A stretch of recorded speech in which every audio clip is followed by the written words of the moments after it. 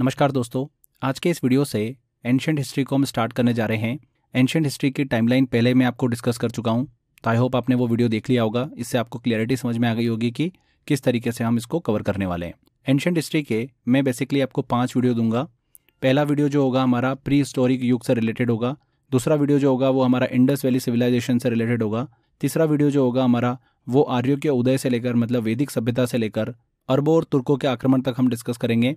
इसके अलावा हम दक्षिण भारत को एक सेपरेट वीडियो में डिस्कस करेंगे एंड धार्मिक आंदोलन जो है रिलीजियस मूवमेंट वो हम सेपरेट वीडियो में कवर करने वाले हैं। तो कुल मिलाकर 5 वीडियो जो है एंशिएंट हिस्ट्री के अंदर हम पढ़ने वाले हैं। 5 वीडियो के अंदर हम पूरा ये हमारी टाइमलाइन है वो कवर कर लेंगे। तो चलिए शुरू करते हैं।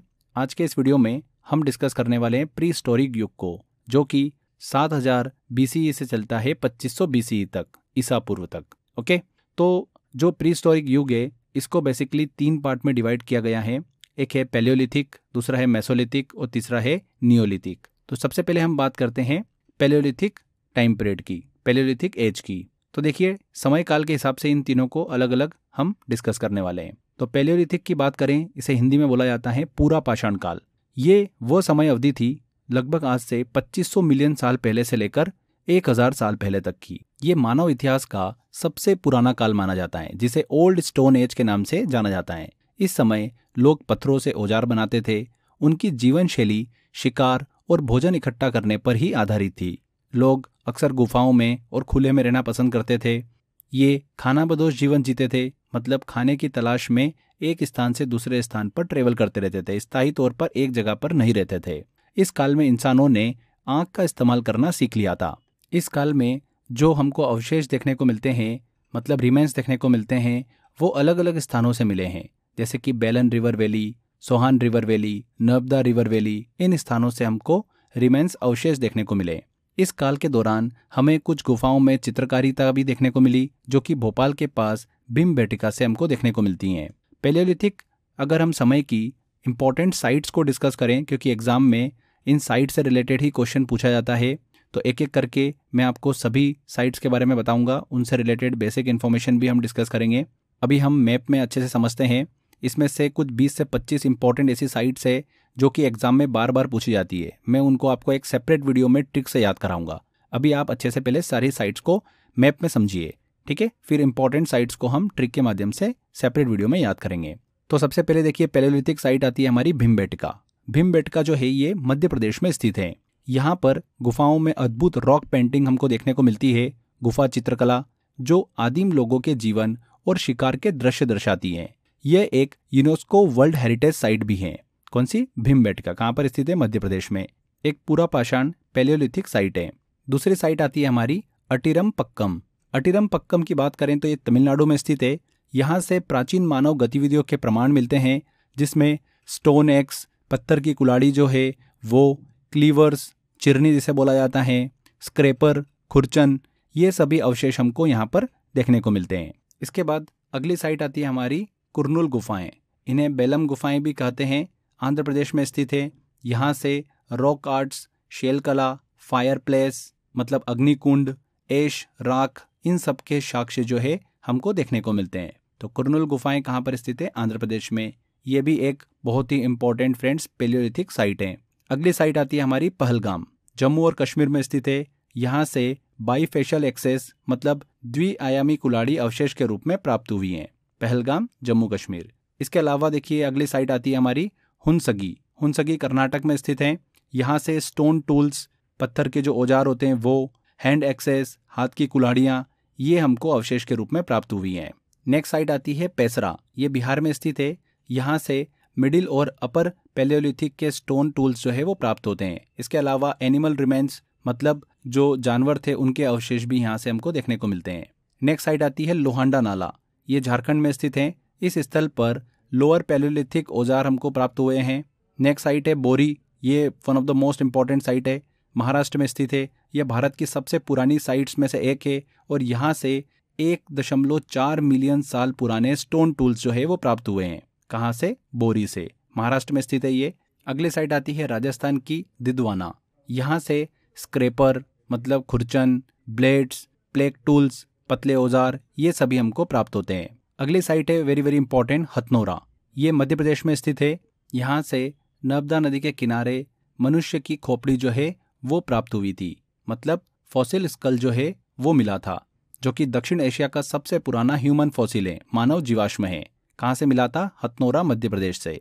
अगली साइट आती है ओडाई, तमिलनाडु में स्थित है। यहाँ से ह्यूमन बॉडी स्कल फॉसिल के रूप में मिला था, जो भारत का सबसे पुराना फॉसिल माना जाता है, मानव शिशु का खोपड़ी जीवांश। अगली साइट आती है गुडियाम गुफाएं, ये तमिलनाडु में स्थित है। यहाँ से रॉक शेल्टर्स, स्टोन टूल्स और फायर के साक्ष्य मिलते हैं। अगली और आखिरी साइट आती है लूनी घाटी, लूनी वैली, ये राजस्थान में स्थित है। यहाँ से ग्रेनाइट, क्वार्ट्ज, इनके बने स्टोन टूल्स प्राप्त होते हैं। तो ये हमने पैलियोलिथिक साइट को डिस्कस किया। इसमें से कुछ तो बहुत ही इंपॉर्टेंट है, जैसे कि हथनोरा हुई, बोरी हुई, हुनसगी हुई, कुरनूल गुफाएं, भीमबेटका, अटिरमपक्कम, ये one of the most important site है जो एग्जाम के अंदर पूछी जाती हैं। इसके बाद हम बात करते हैं फ्रेंड्स मेसोलिथिक युग की, मतलब मेसोलिथिक एज की। मध्य पाषाण काल इसे बोला जाता है। इसका समय चलता है लगभग 10,000 साल पहले से लेकर 8,000 साल पहले तक के बीच का। ये काल पैलियोलिथिक और नियोलिथिक काल के बीच का समय माना जाता है, जिसे मिडिल स्टोन एज भी कहा जाता है। इस समय पत्थरों के औजारों में सुधार देखने को मिला था, छोटे पत्थरों का उपयोग किया जाने लगा था। इस काल में इंसानों ने पालतू जानवर पालना और जल संसाधनों के पास बसना शुरू कर दिया था। चलिए अब कुछ इंपॉर्टेंट मेसोलिथिक साइट्स की बात करें तो पहली आती है, इसमें देखिए बागोर, राजस्थान में स्थित है। यहाँ खुदाई में छोटे छोटे पत्थर के औजार मिलते हैं, जानवरों की हड्डियां देखने को मिली और जानवरों को पालतू बनाने के सबूत मतलब साक्ष्य भी मिले हैं। दूसरी साइट आती है सराय नाहर राय, ये उत्तर प्रदेश में स्थित है। यहाँ पर छोटे छोटे पत्थर के औजार और मानव दफन स्थल ह्यूमन ब्यूरियल्स साक्ष्य के रूप में प्राप्त हुआ है। इसके अलावा इंपॉर्टेंट साइट आती है आदमगढ़, मध्य प्रदेश में स्थित है। यहाँ से पत्थर युग मतलब स्टोन एज, प्राचीन पाषाण युग, मध्य पाषाण युग, शैल चित्र, रॉक पेंटिंग्स और छोटे छोटे पत्थर के औजार जो है वो प्राप्त हुए हैं। नेक्स्ट साइट है चोपनी मंडो, ये भी इंपॉर्टेंट है, उत्तर प्रदेश में स्थित है।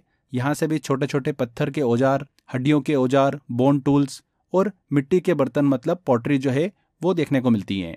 अगली साइट आती है सेबालगिरी, सेबालगिरी मेघालय में स्थित है। यहाँ पर प्राचीन मानव गतिविधियों के निशान मिलते हैं। अगले साइट है हमारी तेरी साइट्स, तमिलनाडु में स्थित है। यहाँ से भी छोटे छोटे पत्थर के औजार जो है वो साक्ष्य के रूप में प्राप्त हुए हैं। नेक्स्ट आता है बेलन घाटी, ये भी इंपॉर्टेंट है। इस घाटी में लगभग 100 साइट्स मिली है, जिनमें प्राचीन पाषाण युग, मध्य पाषाण युग और नव पाषाण युग मतलब नियोलिथिक के साक्ष्य हमको प्राप्त हुए हैं।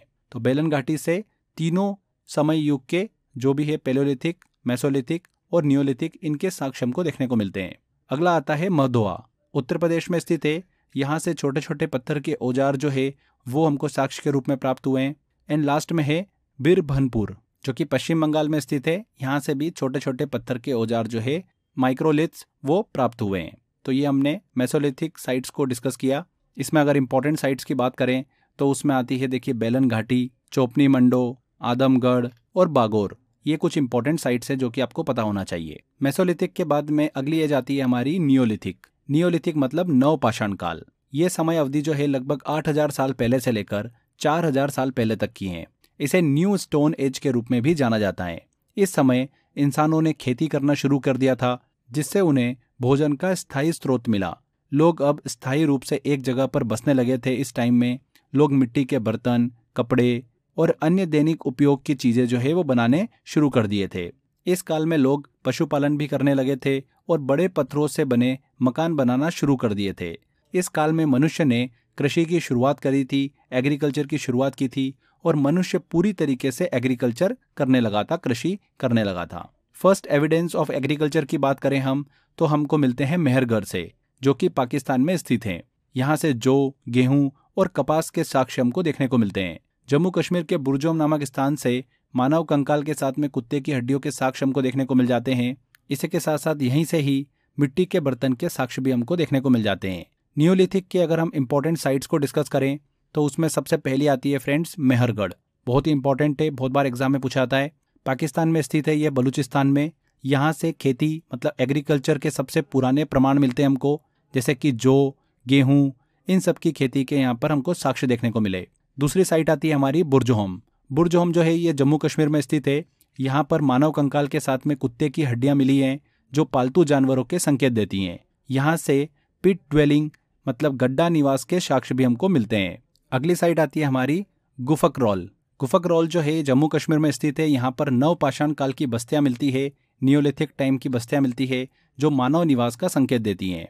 नेक्स्ट साइट है बिहार की चिरांद। इसे rising son of Neolithic site in India के रूप में भी जाना जाता है। यहाँ से नियोलिथिक, कैल्कोलिथिक और आयरन एज के साक्ष्य को देखने को मिलते हैं।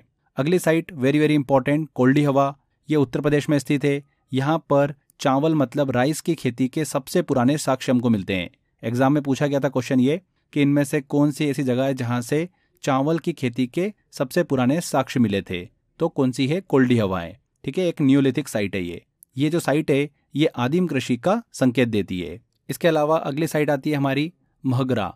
ये उत्तर प्रदेश में स्थित है। यहाँ पर पशुपालन के साक्ष्य मिलते हैं जो उस समय की जीवन शैली का परिचय देते हैं। नेक्स्ट तमिलनाडु की साइट आती है पयमपल्ली। यहाँ से स्टोन टूल्स, पॉटरी के साक्ष्य को मिलते हैं जो उस समय के जीवन को दर्शाते हैं। अगली कर्नाटक की साइट आती है हल्लूर। यहाँ से आयरन एरोहेड मतलब लोहे की तीर की नोक, इसके अलावा चाकू, ग्राइंडिंग स्टोन्स, पीसने के पत्थर, इनके साक्ष्य को देखने को मिलते हैं। हल्लूर भी काफी इंपॉर्टेंट है। नेक्स्ट साइट आती है संगरन कल्लू। ये भी कर्नाटक की साइट है। यहाँ से नियोलिथिक टाइम के बीट्स मतलब मोतियाँ, पॉटरी, ये सभी साक्ष्य को देखने को मिलते हैं। अगली और आखिरी साइट आती है नियोलिथिक की मॉस्की। ये भी बहुत ही इंपॉर्टेंट है, कर्नाटक में स्थित है। यहाँ से छोटे छोटे पत्थरों के औजार, गोल्ड बीट्स, सोने की मोती और पॉटरी के साक्ष्य मिलते हैं। तो ये हमने नियोलिथिक की सभी इंपॉर्टेंट साइट्स को डिस्कस किया है। नियोलिथिक एज के बाद में दोस्तों हमको ताम्रपाषाण काल देखने को मिलता है, कैल्कोलिथिक टाइम देखने को मिलता है। ये समय चलता है लगभग 4000 साल पहले से लेकर 2000 साल पहले तक का। इस काल में इंसानों ने पत्थर के साथ साथ तांबे का भी उपयोग करना शुरू कर दिया था। इस समय में पत्थर और तांबे से बने औजारों का प्रयोग खेती, पशुपालन, स्थायी बस्तियों, इनके विकास में होता था। यह समय मुख्य रूप से ताम्रपाषाण संस्कृति के विकास का संकेत देता है। इंपॉर्टेंट हम कैल्कोलिथिक साइट्स की बात करें तो पहली आती है इनाम गांव। ये महाराष्ट्र में स्थित है।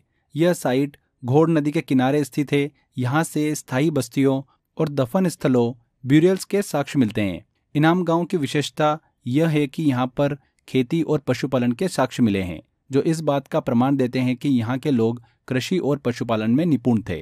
दूसरी साइट आती है हमारी आहड़। ये राजस्थान में स्थित है। यह स्थान कैल्कोलिथिक काल मतलब ताम्रपाषाण काल के औजारों और तांबे की खदान के लिए बहुत ज़्यादा प्रसिद्ध हैं। यहाँ के लोग तांबे का उपयोग औजार बनाने में और दैनिक जीवन में करते थे जो उस समय की तकनीकी प्रगति को दर्शाता है हमको। तीसरी साइट आती है हमारी कायथा। ये मध्य प्रदेश में स्थित है। यहाँ से तांबे के औजार और मिट्टी के बर्तनों के साक्ष्य मिलते हैं। चौथी साइट आती है, ये भी मध्य प्रदेश की साइट है, नवदा टोली। यहाँ से मिट्टी के बर्तन और समाज के विकास के साक्ष्य हमको देखने को मिलते हैं। यहाँ की खुदाई से खेती और स्थायी बस्तियों के विकास के संकेत मिले हैं। तो फ्रेंड्स, ये हमने प्री हिस्टोरिक युग को अच्छे से डिस्कस किया।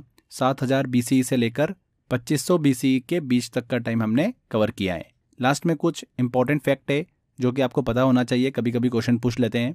पुरापाषाण काल शब्द का उपयोग सबसे पहले पुरातत्वविद जॉन लुबाक ने 1865 में किया था। किसने किया था? जॉन लुबाक ने। रॉबर्ट ब्रूस फुट 1663 में भारत में पुरापाषाण पत्थर खोजने वाले पहले व्यक्ति थे। कौन थे? Robert Bruce foot. होलोसिन युग की बात करें तो मेसोलिथिक मध्य पाषाण काल से ये शुरू होता है और प्लेस्टोसिन युग का अंत करता है। इसका मतलब यह है कि जब प्लेस्टोसिन युग खत्म हुआ तब होलोसिन युग की शुरुआत हुई और इसी समय में मेसोलिथिक काल भी चल रहा था।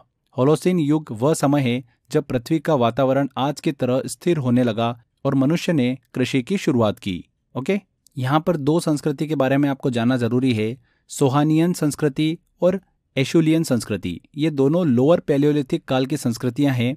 इसका मतलब यह है कि इन संस्कृतियों का विकास मानव इतिहास के उस दौर में हुआ जब शुरुआती पत्थर के औजार बनाए गए। सोहानियन संस्कृति में सामान्य रूप से छोटे और सरल औजारों का उपयोग किया जाता था, जबकि एशुलियन संस्कृति में बड़े और अधिक जटिल औजार जैसे कि कुल्हाड़ी बनते थे।